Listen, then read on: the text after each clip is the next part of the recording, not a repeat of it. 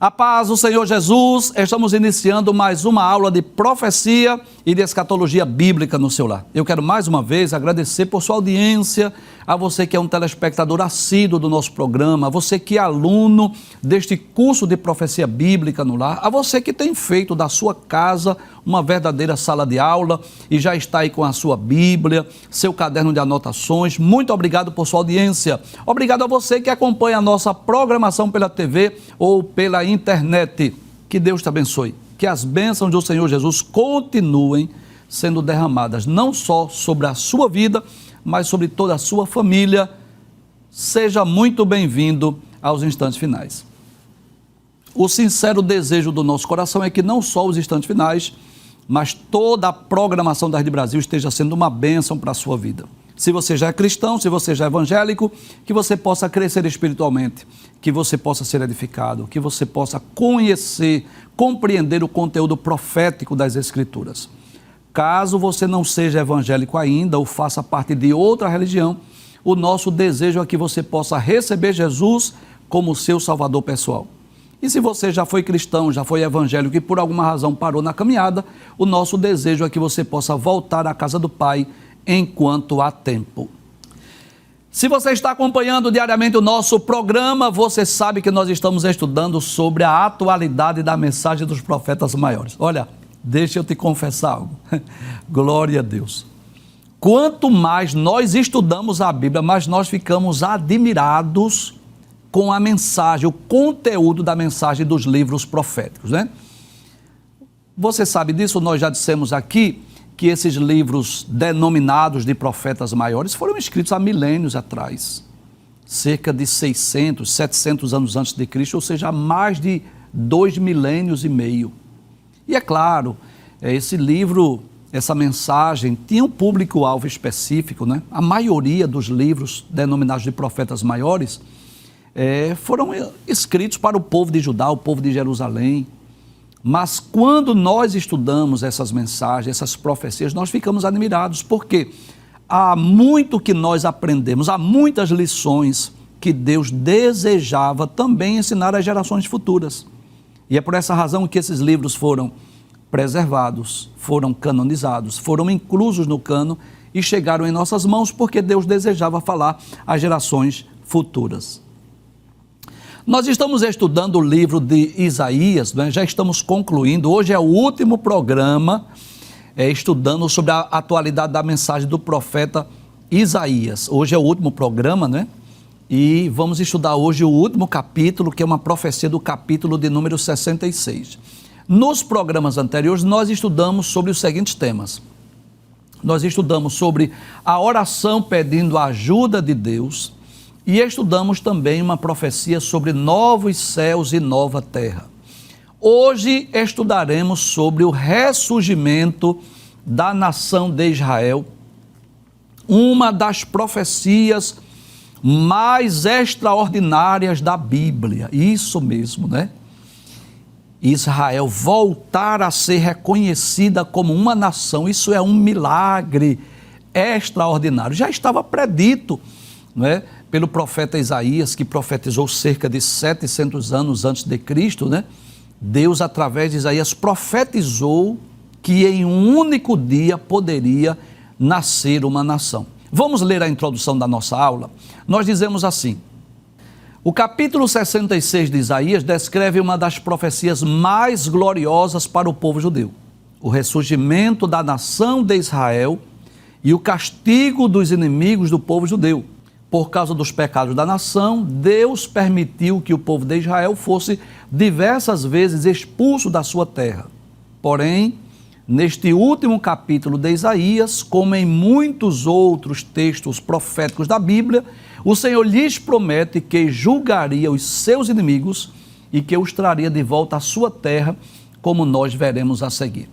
Então, hoje vamos estudar alguns versículos, não vamos estudar todo o capítulo, porque esse capítulo 66, ele tem 24 versículos. Nós selecionamos alguns de forma mais específica acerca desta profecia, mas antes de nós estudarmos a profecia, eu gostaria de trazer uma breve palavra sobre essa profecia, essa promessa do ressurgimento da nação de Israel?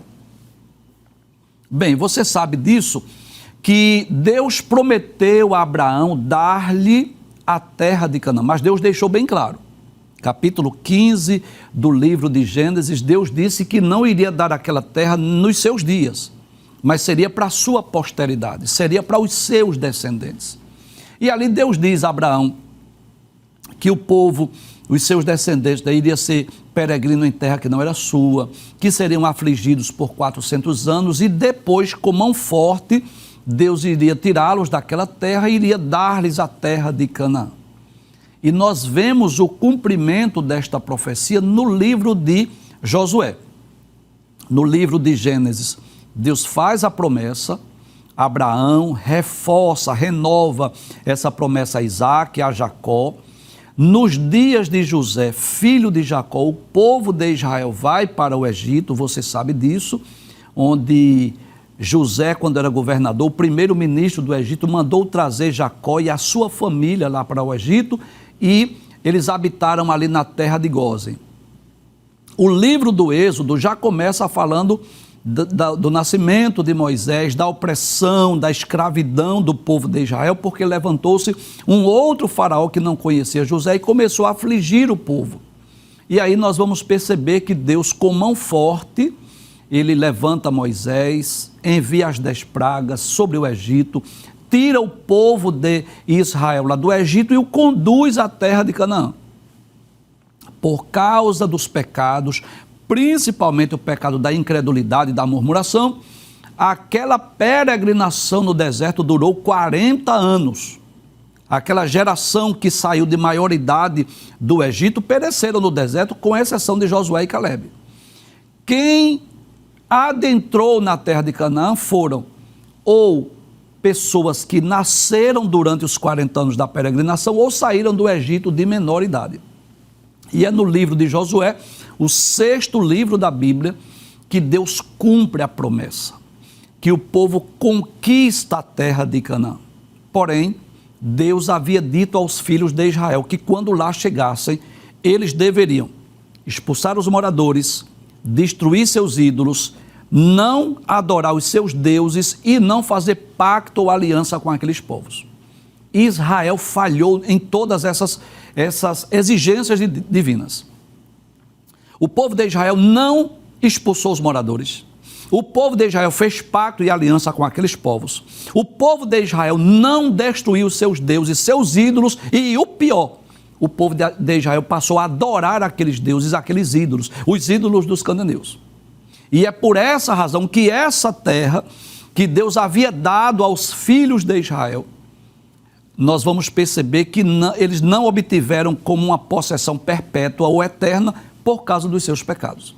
E aí, nós vamos perceber no decorrer da história que ocorreram duas grandes dispersões do povo, né?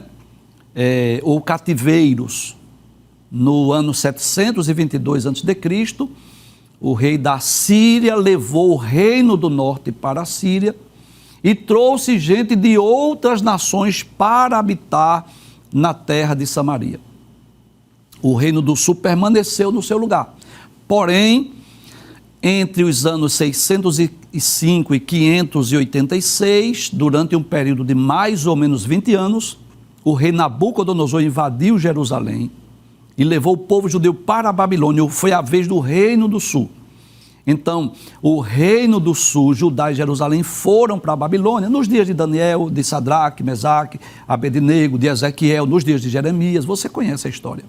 Mas, cerca de 70 anos depois, né, depois do cativeiro, Ciro, o rei da Pérsia, autoriza o povo a retornar. Jerusalém mais uma vez foi restaurada, né? Vieram 3 grandes levas, uma com Zorobabel para reconstruir o templo, outra com Esdras para restaurar o culto e outra com Neemias para restaurar os muros de Jerusalém. E aí, por volta do ano 536, o povo volta para Jerusalém e começa a edificar mais uma vez a cidade de Jerusalém. Eles estiveram lá por volta de 6 séculos, porque no ano 70 da era cristã, mais uma vez, o povo judeu foi disperso pelo mundo. E dessa vez, o povo de Israel esteve distante da sua pátria por quase 2 milênios.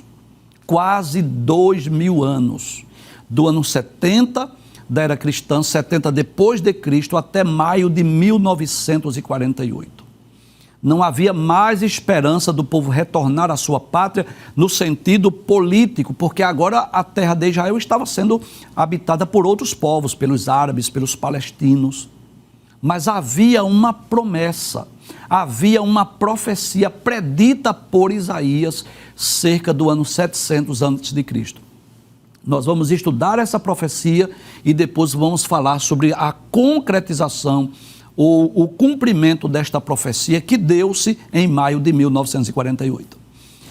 Vamos ler a profecia de Isaías capítulo 66, vamos começar no versículo de número 5. Isaías capítulo 66, versículo de número 5, diz assim: escutem a palavra do Senhor, vocês que tremem diante da sua palavra.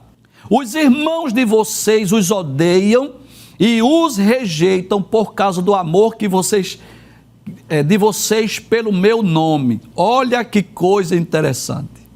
Deus está dizendo ao povo judeu que eles são odiados porque eles amam a Deus. Eles são odiados porque Deus escolheu a nação de Israel para ser a sua propriedade peculiar, para que através desse povo Deus cumprisse as suas profecias, as suas promessas. Se você é telespectador assíduo, se você é aluno dessa sala de aula, você já sabe que Deus escolheu a descendência de Abraão, Isaac e Jacó para quê? Primeiro, para se fazer conhecido no mundo, para revelar-se ao mundo. O povo de Israel deveria ser luz para os gentios, para o mundo, você sabe disso. Segundo, para dar a Bíblia Sagrada. Foi do povo de Israel que Deus escolheu não só os escritores, mas também aqueles que preservaram, aqueles que fizeram as primeiras cópias, aqueles que canonizaram. Foi do povo de Israel, mas também para enviar o Cristo, o Messias, o Salvador do mundo. Jesus é judeu, Jesus é da descendência de Abraão, Isaac e Jacó, mas não só isso, foi desse povo que Jesus fundou a sua igreja. A igreja foi fundada a princípio por judeus, depois é que as portas se abriram para os gentios. Olha que coisa extraordinária, foi desse povo onde deu-se início o pentecostalismo. Aquele grupo de 120 irmãos que foram batizados com o Espírito Santo, eles eram o quê? Judeus. Então, este povo, esta nação, não é? Glória a Deus, está no centro das atenções divinas. O grande projeto de Deus para a salvação da humanidade começa pelos judeus. Você há de convir comigo, há de concordar comigo, né? Jesus é judeu. Os primeiros membros da igreja eram judeus e os primeiros crentes a ser batizados com o Espírito Santo eram judeus, não é assim?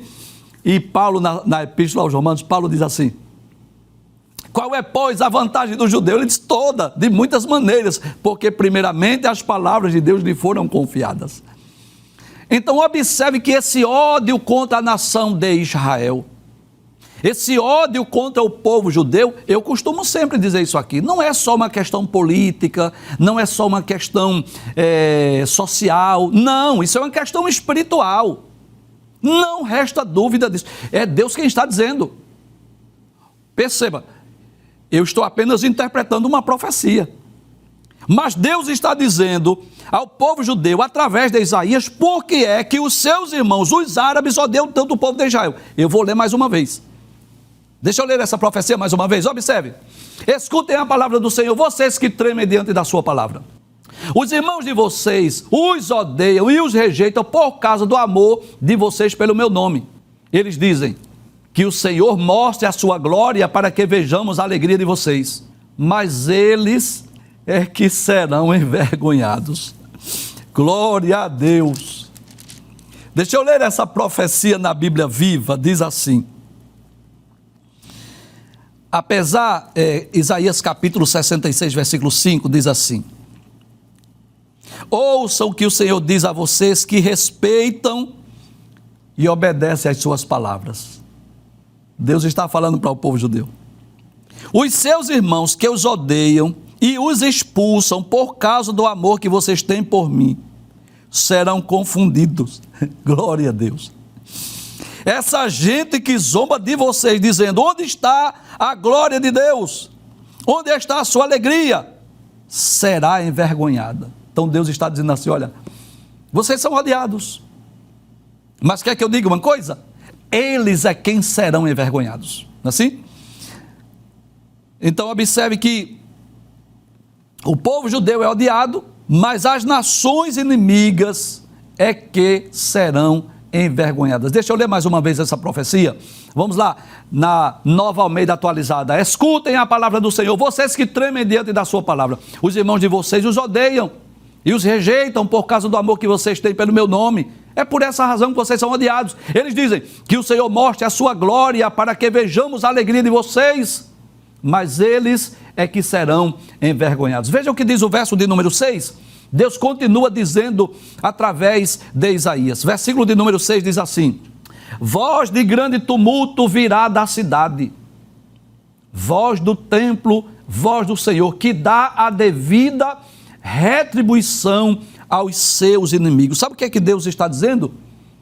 Deus está dizendo através de Isaías que é Ele quem pelejará pelo seu povo. A história das guerras, dos conflitos de Israel nos mostra essa verdade. Quantas vezes Deus pelejou pelo seu povo? Quantas vezes Deus entrou em batalha? Quantas vezes exércitos, nações mais poderosas, com materiais bélicos, que quiseram destruir o povo de Israel e não conseguiram? Você deve lembrar dos dias de Josafá, quando 3 povos, os amonitas, os moabitas e os edomitas, que eram os da montanha de Seir, segundo o livro das Crônicas, capítulo 20, se uniram 3 povos para invadir Judá, para invadir Jerusalém, nos dias de Josafá. E o que foi que Deus fez? Deus fez com que esse povo começasse a lutar uns contra os outros, e o povo de Israel foi vitorioso sem precisar lutar. Lembra de Senaqueribe? Isso. Imagina um exército de 185 mil soldados para invadir Judá, invadir Jerusalém. Aí Ezequias vai orar e Deus diz através de Isaías: eles não vão entrar aqui, eles não vão invadir, não vão lançar uma flecha sequer. E o que foi que Deus fez? Mandou um anjo. Isso sem falar nas muitas batalhas que o povo de Israel, o povo de Judá, mesmo sendo muitas vezes num número menor e inferior, mas venceu as guerras. Então não há dúvidas de que muitas das guerras vencidas pelo povo judeu, pelo povo de Israel, tinha ali a mão de Deus. Quer seja dando estratégias, quer seja desbaratando os exércitos dos inimigos, né? Como ocorreu lá nos dias de Samuel, que Deus trovejou com grande trovoada e o povo de Israel venceu as guerras, as pelejas. Mas haverá uma batalha, haverá uma guerra que Deus irá, é o próprio Cristo que vai batalhar a favor da nação de Israel para destruir as nações inimigas, que ocorrerá no final da batalha do Armagedon. Então não resta dúvida de que esse ódio ao povo judeu, à nação de Israel, é espiritual. É Deus quem diz que esse povo odeia Israel, odeia o povo judeu por causa do amor que eles têm a Deus. Mas Deus diz, deixa bem claro, que irá pelejar pelo seu povo. Deixa eu ler mais uma vez essa profecia. Mais uma vez assim: voz de grande tumulto virá da cidade, voz do templo, voz do Senhor, que dá devida retribuição aos seus inimigos. Na Bíblia Viva diz assim: que barulho é esse? Que confusão é essa na cidade? Essa agitação no templo é a voz do Senhor, Ele está se vingando de seus inimigos. Glória a Deus. Então eu posso dizer que Deus peleja a favor do seu povo. Deus peleja a favor de Israel. E o versículo 7 diz assim: antes de entrar em trabalho de parto, deu à luz. Antes que lhe viessem as dores, teve um menino. Que profecia estranha é essa, professor? Glória a Deus. É porque é no versículo 8 que virá a promessa do surgimento dessa nação. Glória a Deus. E o surgimento dessa nação vai ser algo tão rápido, tão extraordinário, que Deus vai comparar com uma mulher que deu à luz antes de entrar em trabalho de parto. Antes que ela tivesse dores de parto, de repente o menino nasceu. Deixa eu ler esse texto na Bíblia Viva, diz assim: será que uma mulher dá à luz antes de sentir dores de parto? Será que pode dar à luz um filho antes que lhe sobrevierem as dores? Isso às vezes ocorre, né? Não é comum, não é normal, mas às vezes ocorre. A mulher nem sentiu dores de parto, a mulher nem se apercebeu, de repente a criança nasceu. Você sabe disso, que isso é possível. Só que esse texto está relacionado não ao nascimento de uma criança necessariamente, mas está falando do ressurgimento de uma nação, de um povo. Como eu disse no início do programa, depois de quase 20 séculos, depois de quase 2000 anos, depois que esse povo quase foi extinto nos dias de Adolf Hitler, lá na Segunda Guerra Mundial, não havia mais esperança, não havia mais expectativa. A terra de Israel já estava habitada por outros povos. Mas havia uma profecia, a palavra de Deus tem que se cumprir. E eu posso dizer isso, que muitas vezes a palavra de Deus se cumpre exatamente em condições desfavoráveis. Você que é um servo de Deus, uma serva de Deus, já teve experiência, eu sei disso. Que às vezes Deus faz uma promessa que parece coisas absurdas. É assim ou não? Seja sincero, né? Às vezes Deus promete algo que está além da compreensão, muitas vezes. Está além da possibilidade, e você às vezes até duvida. Você às vezes até duvida que foi Deus que falou. Não é assim? Você já ouviu testemunhos, você já deve ter experiência, não é assim? Porque muitas vezes a profecia se cumpre exatamente dentro de um contexto, de uma situação desfavorável. Ora, vamos nos lembrar do profeta Eliseu, que profetizou: amanhã por essas horas haverá alimento, haverá fartura. E aí o capitão disse assim: ainda que Deus abrisse a janela do céu, isso não seria possível. Aí Eliseu disse assim: você não vai comer, você não vai ver, você não vai desfrutar. E não foi assim que aconteceu? Ele duvidou. Mas a pergunta é: no outro dia tinha ou não alimento com fartura? Lembra da história dos 4 leprosos que chegaram lá no arraial dos sírios? Disse assim: olha, lá tem alimento, lá tem animal, lá tem veste, lá tem prata, só não tem soldado. Fugiram, correram. Tinha ou não? Então às vezes acontece isso. Deus está dizendo que o milagre será tão grande, será algo tão rápido, que será como uma mulher que gerou filho antes de ter dores de parto. Antes que ela sentisse as contrações, de repente o menino já nasceu. Vez por outra isso acontece, não é assim? A mulher estava em casa, tranquila, esperando as contrações para ir para a maternidade, quando pensa que não, o menino nasceu, não é assim? E baseado em que Deus diz isso? Baseado no milagre extraordinário, que é o surgimento da nação de Israel, não é? Num contexto totalmente desfavorável. Mas a palavra de Deus, ela tem que se cumprir. As profecias, elas no tempo devido, elas têm o seu cumprimento. Inclusive eu quero lhe convidar para você assistir uma série de programas que está lá no YouTube, onde nós gravamos uma série de programas sobre a infalibilidade das profecias bíblicas. Nós comentamos profecias de Gênesis até Apocalipse, só profecias que já se cumpriram, as principais, as mais importantes. E nós podemos crer, nós podemos acreditar que, embora os nossos olhos não estejam vendo, mas nós podemos crer, acreditar que a palavra de Deus, ela se cumpre. E isso ocorreu com a nação de Israel. Veja o que diz o versículo de número 8. Aí Deus vai fazer aí uma série de perguntas, né?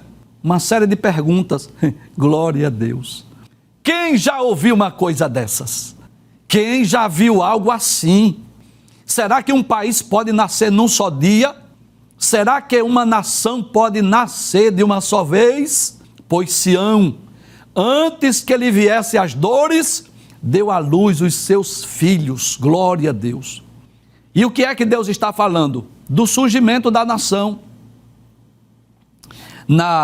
Bíblia Viva diz assim: alguém já ouviu alguma coisa parecida com isso? Alguém já viu algo tão estranho assim? Pode uma nação nascer em um único dia, de repente, ou pode-se dar à luz um povo num instante? Mas é isso mesmo que aconteceu com Sião. Assim que sentiu dores de parto, ela deu à luz os seus filhos e surgiu a nova nação. Glória a Deus. Foi em 14 de maio de 1948, onde a ONU decretou o Estado de Israel. E embora que nações árabes, vizinhas de Israel, tenham lutado, guerreado, pelejado, né, contra a nação de Israel, mas o povo continua lá na sua pátria, continua lá na sua terra. É bem verdade que eles não ocupam todo o espaço, toda a região que foi prometida por Deus a Abraão, Isaque e Jacó. Claro, para nós entendermos isso, precisamos entender o contexto. Eles não possuíram toda a terra por causa da sua rebeldia, por conta da sua rebelião, por conta das suas transgressões. Se o povo de Israel, nos dias de Josué, tivessem cumprido o mandamento, a ordem de Deus, se eles tivessem expulsado os moradores, se eles tivessem destruído seus deuses, se eles não tivessem feito pacto ou aliança com aqueles povos, se eles não adorassem aqueles deuses, eles nunca teriam sido expulsos. O reino do norte não teria ido para a Síria. O reino do sul não teria ido para a Babilônia. Israel, o povo judeu, não teria sido expulso no ano 70 da era cristã. E ali eles estavam na sua pátria, na sua terra, ocupando toda a terra. Mas, por causa das suas rebeliões, por causa das suas transgressões, por causa da sua rebeldia, por causa da incredulidade, da murmuração, da idolatria, do paganismo, tudo isso lhes sobrevieram. Se você puder, hoje, antes de dormir, leia o capítulo 28 de Deuteronômio. Se você perceber, antes do povo conquistar a terra de Canaã, através de Moisés, Deus anuncia as bênçãos e as maldições. Deuteronômio capítulo 28, dos versículos 1 a 14, é só bênção. Em resumo, Deus diz assim: se você cumprir, se você obedecer, se você guardar os meus mandamentos, vocês serão abençoados. Eu vou abençoar a sua terra, eu vou abençoar seu fruto, eu vou abençoar a sua descendência. Você será bendito na cidade, você será bendito no campo. Onde você puser a mão, eu vou abençoar. E Deus diz assim, olha que coisa extraordinária: e as bênçãos virão sobre ti e te alcançarão. Em outras palavras, você não vai precisar correr atrás da bênção, é a bênção que vem atrás de você. Agora, do versículo 15 ao versículo 68 é só maldição. E perceba, as maldições são muito maiores. Aí Deus diz assim: se você não cumprir, não obedecer, você será maldito no campo, maldito na cidade, será maldito sua terra, será maldito seu fruto, será maldito a sua descendência. E dentre as muitas maldições descritas em Deuteronômio 28, capítulo 28, versículo 15 até o 68, uma delas era isso: vocês serão expulsos da terra, outras pessoas vão morar na sua terra, vocês irão fugir dos seus inimigos. E é isso que acontece, já que o povo não cumpriu, não obedeceu. Então, o povo judeu, apesar do grande amor de Deus por essa nação, apesar dos muitos favores, dos muitos benefícios, mas eles transgrediram. E por isso ocorreram as dispersões. 722 a.C., o reino do norte foi para a Síria. De 605 a 586, o reino do sul foi para a Babilônia.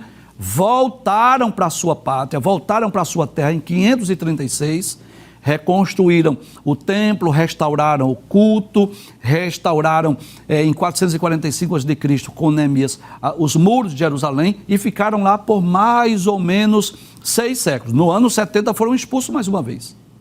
Só que dessa vez foram quase 2 milênios de dispersão. Então, aquela terra foi povoada pelos árabes, por outras nações, por outros povos.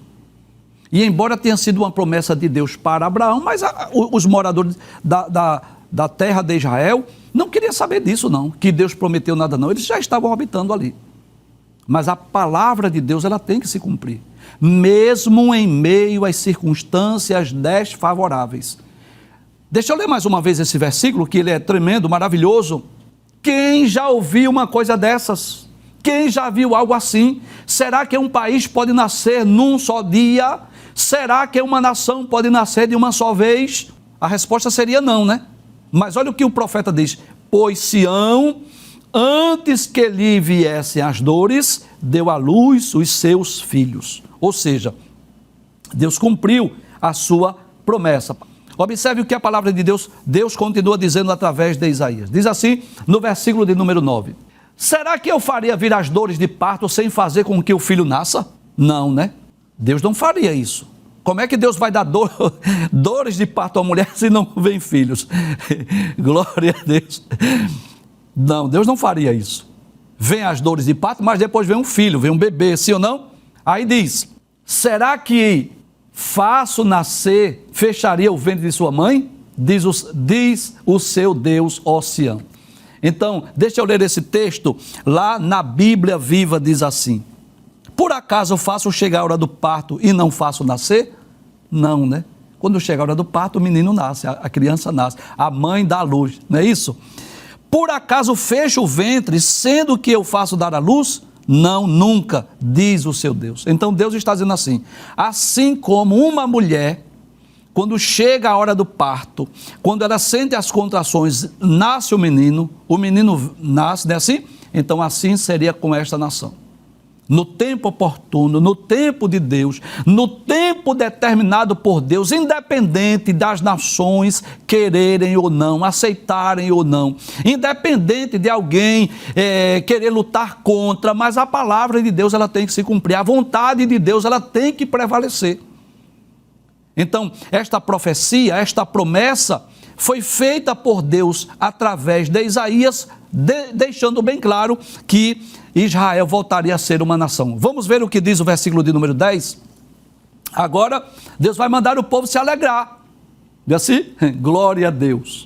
O que é que Deus diz? Alegrem-se com Jerusalém e exultem por causa dela todos vocês que a amam. Olha que coisa maravilhosa.